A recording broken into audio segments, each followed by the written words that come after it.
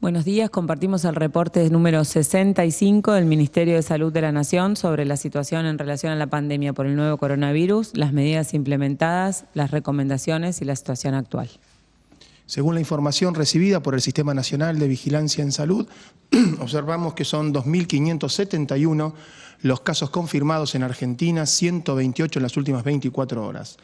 La tasa de incidencia, la cantidad de casos confirmados sobre la población general asciende a 5,38 casos cada 100.000 habitantes, predomina en varones 51,5%, 48,5% en mujeres. La edad media de afectación por coronavirus en Argentina es de 44 años. 115 las personas fallecidas, se han sumado 7 casos en las últimas 24 horas, lo cual nos da una tasa de letalidad del 4,4% que se obtiene a partir de los fallecimientos sobre el total de casos confirmados.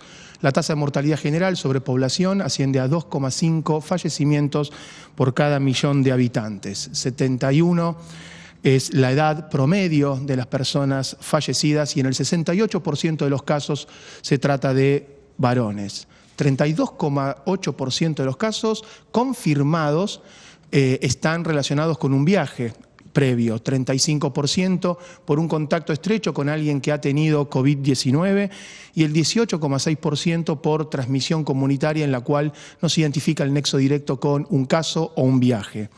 Esta transmisión comunitaria la observamos en el área metropolitana de Buenos Aires, en la provincia de Chaco, en zona de Ushuaia, en la provincia de Tierra del Fuego, y a su vez observamos transmisión local en conglomerados en Santa Fe, Córdoba y Río Negro. En Santa Fe lo observamos en su capital, en Rafaela y Rosario, y en Córdoba, en su capital, Córdoba, Río Cuarto y Altagracia. 22 son las provincias, no se ha modificado a partir de la incorporación de Chubut, como anunciamos en el día de ayer, en las cuales hemos detectado casos ya confirmados. Solamente no reportan casos confirmados Formosa y Catamarca en nuestro país. Los pacientes que se encuentran en unidad de terapia intensiva bajo cuidados son 121, son 631 ya los pacientes que se han recuperado y han sido dados de alta. Esto llega a un 24,5% de los casos confirmados totales. 477 de estas altas ya son definitivas y 154 en estado de alta transitoria. 20.647 los casos que han sido descartados, el 97,7% descartado con un examen virológico negativo.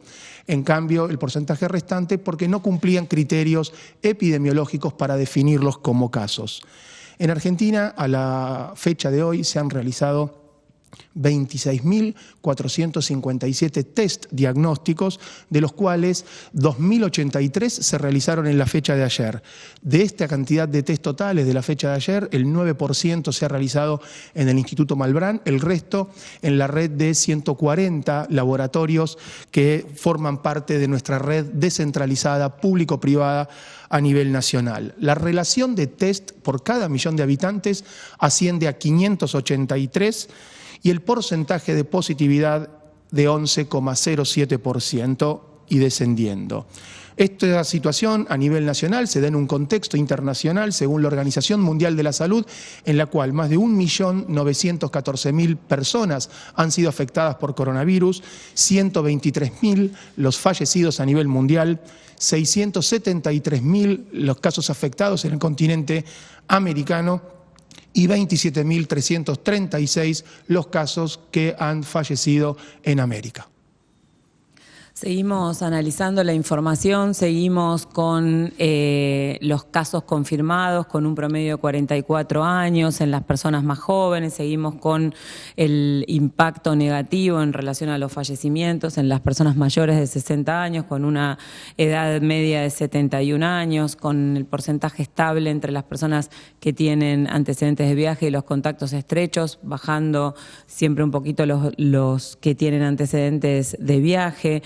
El número de personas en terapia intensiva sin grandes cambios, 121, y aumentando el número de personas recuperadas, 25% del total, ese 631 personas que han superado el coronavirus, y aumentando el número de testeos por millón, ya 583 por millón de habitantes, con una positividad que, como decía el doctor Costa, va bajando. Como novedad, esta semana empezó también la distribución, la cuarta etapa de la distribución de la vacuna antigripal. Como también informó el ministro de Salud, se ha adelantado casi 2 semanas la recepción y se ha acelerado muchísimo la distribución. A mediados de abril tener distribuida ya más del 60% del total de las dosis y más del 85% de las pediátricas. Esta semana se cubre el 100% de la provisión de PAMI y el trabajo que están realizando las jurisdicciones en relación a la vacunación para quienes tienen indicación en forma escalonada y cumpliendo las recomendaciones de distanciamiento físico y de prevención en el contexto de pandemia es un esfuerzo inmenso que están haciendo las provincias y se traduce en un número muy importante de personas vacunadas contra la gripe. Estamos en los últimos días compartiendo las mismas noticias, compartiendo indicadores que están estables. Cuanto más estables, cuanto menos novedades tengamos en este aspecto es mejor. Cuanto más podamos seguir teniendo los mismos indicadores, son buenas noticias y nos va a permitir, como ya estamos haciendo desde que se anunció esta etapa del aislamiento social preventivo obligatorio, seguir trabajando en analizar esta administración del aislamiento y esta estratificación y escala de actividades esenciales definidas por actividad y definidas también en función de la situación epidemiológica que es variada a nivel nacional para poder organizarlas, definir un protocolo y definir el monitoreo, porque como dijimos, este día a día va a ir dándose en función de actividades que se incorporan en lugares donde el riesgo es más bajo, con recomendaciones diferentes a las que se venían haciendo antes y algunas particularidades y con un monitoreo bien cercano para ver cómo va esta famosa curva, cómo funciona la dinámica de los casos y cómo podemos dar un pasito más o quedarnos a esperar que podamos organizarnos en ese sentido. Y uno de los ejes fundamentales en esta pandemia es la información, es comunicar y tiene un rol clave, así que hoy en nuestro reporte le queríamos dar un espacio a este tema tan relevante. Bueno, muchísimas gracias, doctora Bisotti, al Ministerio para dedicar estos instantes al rol del periodismo en la cobertura de esta pandemia. De repente el menú diario de la comunicación se vio invadido por términos raros, extraños, como enzimas, receptores, citoquinas. La pandemia y el coronavirus pasaron a ser protagonistas principales de la información desde la mañana hasta la noche, y hasta los programas políticos de los horarios de mayor audiencia se discute sobre cuestiones técnicas como, por ejemplo, la cantidad de test que deben realizarse o las estrategias sanitarias, que hasta ahora eran materia propia de un grupo de especialistas. Por otro lado, el mundo se puso a trabajar contrarreloj para encontrar la causa de un extraño brote de neumonía que apareció en China. Pero en la premura, en la avidez por encontrar una forma de detener la progresión de la epidemia, las investigaciones y las publicaciones se multiplicaron a un ritmo vertiginoso, muchas veces pasando por alto normas establecidas y muy estrictas en la comunidad científica, como la revisión por pares o la experimentación en animales. Así, casi sin filtro, la cantidad de información que nos llega puede ser abrumadora y en lugar de iluminarnos puede confundirnos o ser tóxica.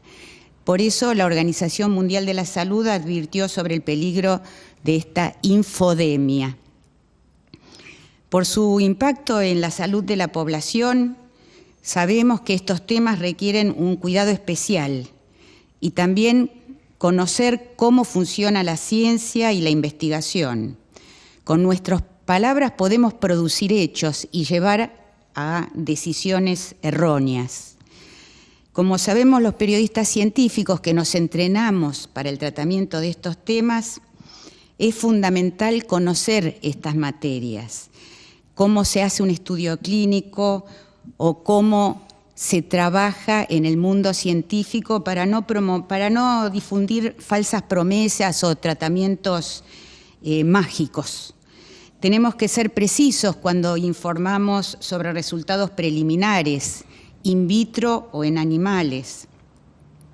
Sabemos que tenemos que ser especialmente meticulosos con las estadísticas y datos que pueden influir en las decisiones que luego tomará cada uno de los habitantes o de los individuos de nuestra comunidad, o pueden influir incluso en decisiones de salud o política pública. Hay que ser también muy cuidadosos en la elección de las palabras y evitar términos como cura milagrosa, que pueden ofrecer expectativas absolutamente exageradas. No tenemos que aterrorizar, pero tampoco ser displicentes acerca de riesgos latentes, por ejemplo, los que se presentan con la administración de drogas no probadas. Asegurarnos de comunicar la mejor evidencia disponible. Preguntar a múltiples fuentes y en especial a expertos independientes acerca de la calidad de esa evidencia. La ciencia avanza sobre la base de consensos y hechos probados, y no sobre opiniones individuales. No siempre corresponde presentar dos campanas sobre un mismo tema. También tenemos que tener cuidado de no estigmatizar, de respetar la intimidad de las personas. En situaciones como esta, absolutamente extraordinaria, es imperioso reconocer que hay incertidumbre. Tenemos que saber comunicar lo que se sabe, pero también lo que no se sabe. Hay muchas cosas que todavía no se saben. Y siempre tener en mente que el objetivo principal cuando se elige una noticia es el bien público. La pandemia, sin lugar a dudas, trasciende la salud, nos interpela y nos desafía a todos, a todas. Seguramente nada va a ser diferente después de esta pandemia.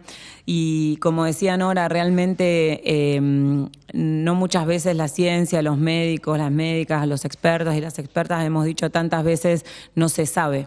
Y la realidad es que en este camino se está compartiendo experiencia, lecciones aprendidas y muchísima información en tiempo real, y las decisiones se van tomando por eso día a día, no solo por la evolución epidemiológica, sino también por la evidencia y las lecciones aprendidas de otros países y de otras situaciones epidemiológicas. Así que el buscar todo el tiempo información confiable desde el punto de vista científico para tomar decisiones y desde casa para pasar este aislamiento social preventivo obligatorio con recomendaciones y justamente recomendaciones positivas o proactivas de qué podemos hacer y cuál es nuestro rol, es también un gran desafío. Muchas gracias.